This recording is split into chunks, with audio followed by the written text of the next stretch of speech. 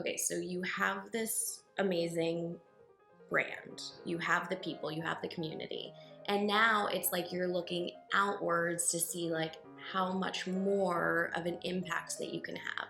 You're creating a lot of confident women who are like walking into their workplace being like, I deserve more money, I deserve this, whatever. But then on top of that, you've really done a lot to help spread awareness about women's rights and the need to vote. When did that happen? How did it happen? There are a lot of reasons for us existing. I would say the underlying mission has always been to remove obstacles for women. And day one, that was through a product and through representation. Okay. We knew that that was what we were setting out to do. And building a community of women across all industries, all backgrounds, work. Like, that's our umbrella. No one had done it. And when you looked at the landing page of every like competitive brand, it was a blonde white model. And I put together a slide deck with 20 brands and she had the landing page of each one because it was 2015 and that's what work looked like. Wow. And it was so not reflective of what I had experienced firsthand. I mean, these women that we're featuring, that we're speaking to, that we're catering to are powerhouses, you know, and they're imperfect. And so I was like, how do we build a brand around that? Our ultimate goal is gender equity and ensuring that women have opportunities equal, you know, commensurate with what men are offered. It's not about aspiring to the corner office. It's not about being the CEO, being the best. It's about having equal access to whatever it is that you want, because we all don't aspire to the same things. So with that, we're building a platform which is essentially like an extension of myself, right? So this is authentically like who I am. And so it makes it a lot easier for us to make decisions. And in 2020, COVID hit. We had this hot pink suit. We had to wind the company down essentially to survive, but we had this hot pink suit that we wanted to lend to an organization that was like doing get out the vote work. And so we partnered with Supermajority because we recognize that our skill is in marketing. It's in creating like a visual unifier and symbol of something that's representative of something much bigger, and that we can lend that muscle and leverage our platform to help amplify like the work of this organization. Supermajority was founded to encourage women to vote and to recognize that like women make up the majority of voters in the country. And they're the experts ultimately. So how do we serve as a funnel into them? What's the goal? And that ended up having like a lot of success. It was really fun to run that. And so we brought it back in 2022, and then we brought it back again this year because we believe in women and we believe that women's rights aren't fully represented. And how do we encourage them to show up, and how do we give the confidence that we're giving every day to working women to women as voters? And the insight that the whole thing was actually born from is the fact that women individually feel really just completely defeated and very overwhelmed, and collectively feel so powerful. And that's what we're really trying to harness. And I feel like we're perfectly positioned for that because, I mean, we should all be pro-women, you know, and it's nonpartisan. It's about just encouraging women to show up and to show up for their rights, you know. It really makes me like a little emotional, just like thinking of the power of like us collectively, and if we really come together, and men too. Like, that's the thing. It's not women versus men at all. It's like, I'm actually most attracted to the men who are like, yeah, we got to fight for women's rights. I'm like, yes. And that is the evolution that this campaign has had, is that we introduced an ally suit to involve men in the conversation. That's actually been our goal the whole time, is how do we pull men into this conversation? I have had, probably my biggest sponsor was a man at Cisco. But he really took me under his wing and made sure that I was put on the right path and gave me all the information, all the awareness, trust, mutual trust. I mean, it's necessary because men are still in the majority of senior leadership roles. They have influence over a lot of the money that's in circulation, a lot of the promotions, a lot of the dollars, and there's some really great allies. And I think that for this campaign, it's how do we bring men into the conversation around women's rights, because they're also impacted. 100%.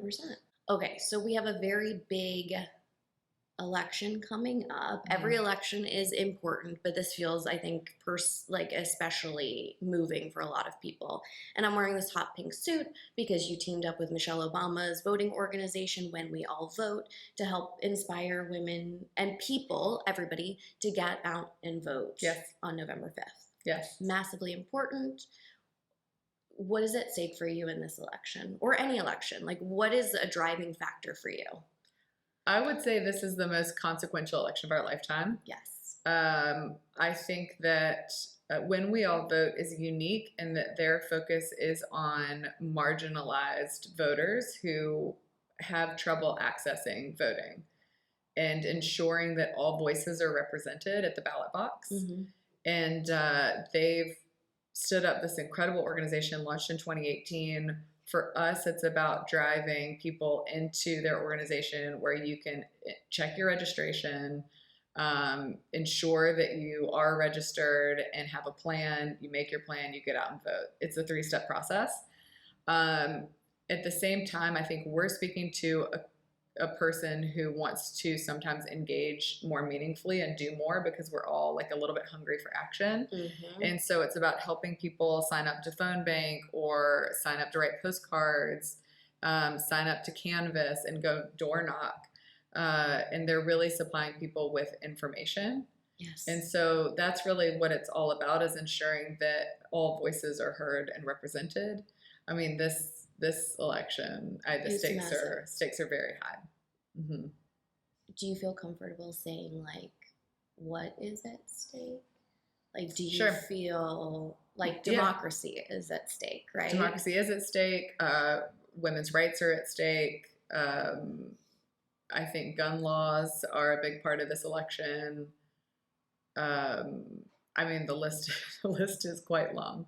There's so much more power when we unite and come together, because at the end of the day, we really all just want the same thing, which is like, totally, life is difficult sometimes, and it's easier when we like find solidarity with one another. A warm meal, like people want food and a roof and everyone really wants to feel heard and seen. Yeah, right? Yes, but I think for a large majority, it's about having a warm meal and access to really simple, like basic needs. Healthcare, education. Yeah, exactly. So, I think that the goal of this campaign, and this is a great reflection of it, is hope and joy and levity and energy in a somewhat bleak time. So, like, how do we bring that back? Mm-hmm. And I think we've, had success with that, because ultimately, like, that's what we all want to experience day to day.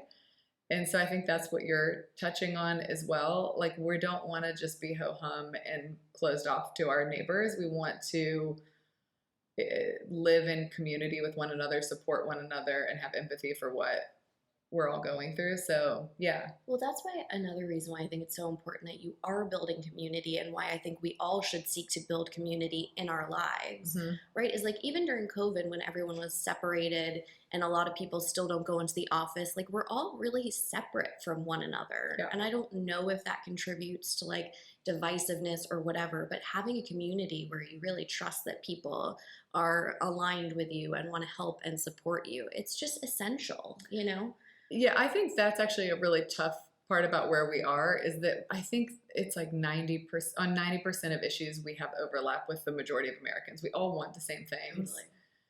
And unfortunately, the discourse on social media and in the news, like, it's much more fractured, and I think it makes people feel much more divided. Mm-hmm. And I think the goal, like, when you connect in person, and we've all experienced this, with people all walks of life, that are voting across the spectrum, that we really do connect in way more ways and are more similar in way more ways than we're not. Politics is politics, and it's necessary. So I think the other piece that's important to speak to is how important your vote is, not just in a major presidential cycle. Your vote is always important, because that's a Senate seat. And they're responsible for Supreme Court justices, and and ultimately that's your rights, right? For us, we've experienced it firsthand. It's reproductive rights. Yes. I think they've got line of sight to LGBTQ rights. The list is long in terms of how impactful those decisions are, and how, like, you want to make sure that your vote is accounted for. Otherwise, someone else's vote is going to speak for you. Exactly. Mm-hmm. Yes. Mm-hmm. Oh, just the thought that so many people have fought for our right to vote. Yeah. I couldn't imagine not taking the 5 minutes to have the power to voice my opinion, right? Yes. And so many times elections have been like changed based on a very small number of votes. 6 is the smallest majority, or whatever difference. Yeah. Totally. Mm-hmm. And even the presidential election in 2000 was like less than 1,000 votes. Changed the course of history. Yes. Crazy. Yes. Okay, so a couple other things that you said that I really wanted to touch on, and I don't want to take too much of your time. Oh, you're fine. But I was looking through, just in preparation for today, just some of the comments of what people say on your thing, boy. Right? And somebody said something that was, maybe not kind, but just in obvious contrast to your opinions, right? And you responded, you're like, well, that's the sign of a functioning democracy. And I was like, yes, right? Like, that's me personally. Yeah. You said it. But I loved it. I was like, ooh, that's great, right? Because sometimes the internet, even though I don't actually think it reflects who we truly are, I actually think people are mostly kind and mostly nice. Yes. But I will say that people do feel, for whatever reason, that they can sometimes be unkind on the internet. I don't really understand that, but so a lot of times you're like, I'm not going to engage in that. But I loved that you engaged in just a way of like truth and like, yes, like maybe I won't agree with your opinion, but that's okay. That is the sign of a functioning democracy. And how lucky are we currently to still have that right and ability? Yes. So for context, my dad is Turkish. Yes. We should talk about that. Well, it's really important because we're very naive as Americans because we've never experienced an authoritarian regime. Mm-hmm. And in 2003, Erdogan came into power, and he still remains in power. And the decline of Turkey has been gradual, and the pace has picked up in recent years. And I have watched my home country, or like one of my home countries, really change over time. Totally. And we have never experienced that. We are a young democracy, but we've all lived in it our entire lives, and we take it for granted. Totally. And because I've had a front row seat to what an authoritarian government looks like, I think that I am probably just a little bit more wary of what is at stake. Mm-hmm. Yeah, it is scary. Like it's a luxury that we live in a democracy, and something I agree that people take for granted, but it can change very quickly. Very quickly. And I think what's really scary is like there are certain politicians who chip away at the truth and our democracy slowly but surely, so that things that seemed crazy 8 years ago, today people are like, it's kind of par for the course. That's normal. That's not a big deal. That's right. And it's appalling, right? Well, I think journalism is also a really critical role, plays a really critical role in a functioning democracy. And we've chipped away at that and at truth, to your point. So yeah, I love that you had really did your homework, but yeah, I am fine to disagree with people. I'm fine for anyone to vote any which way they want to within reason. Yeah. I have no tolerance for hate. I have no tolerance for like a certain, I have my values, but I respect people's choices at the same time.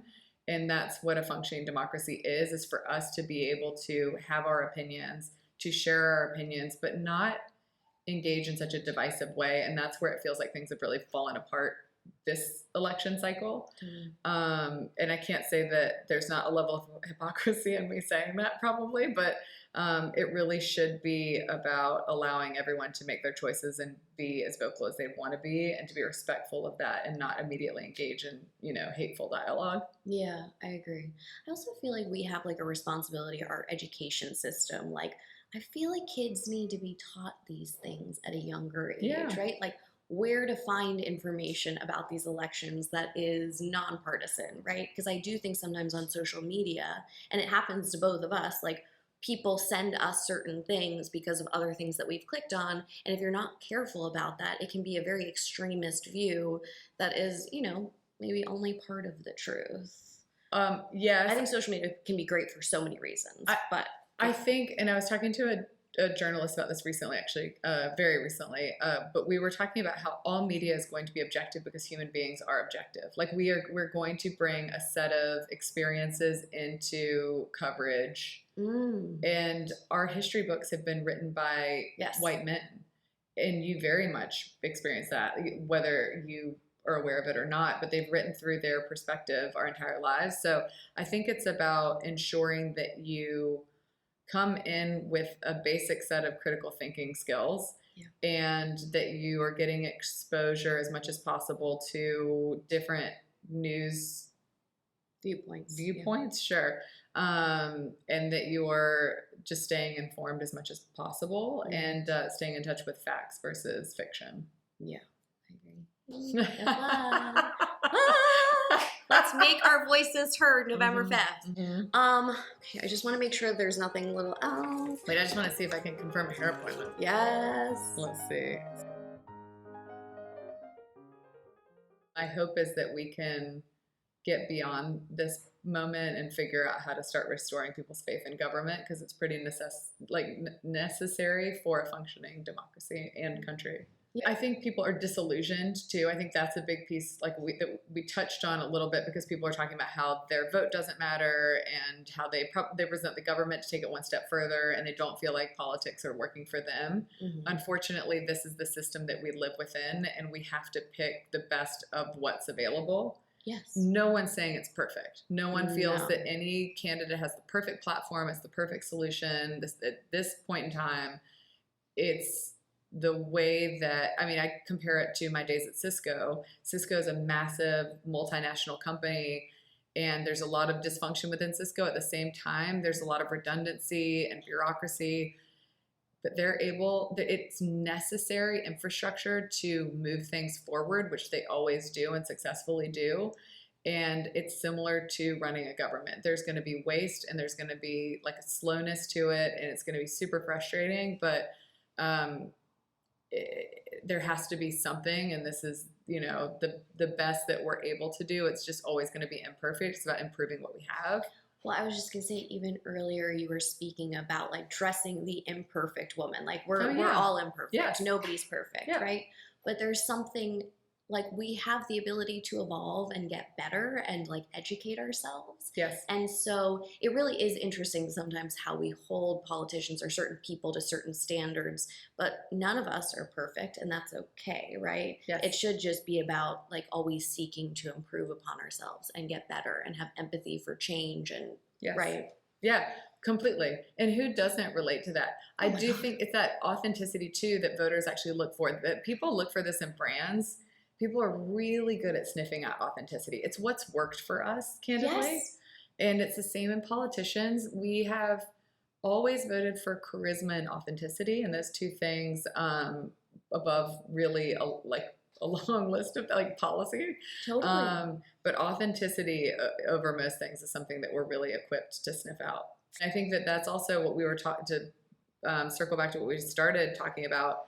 Women have been held to this high standard and pressured into always presenting this perfect narrative. There's so much more power in saying, oh no, I was fired from that role. Oh no, I didn't get funding, and here's why. Oh no, I failed pretty miserably, and let me talk you through that.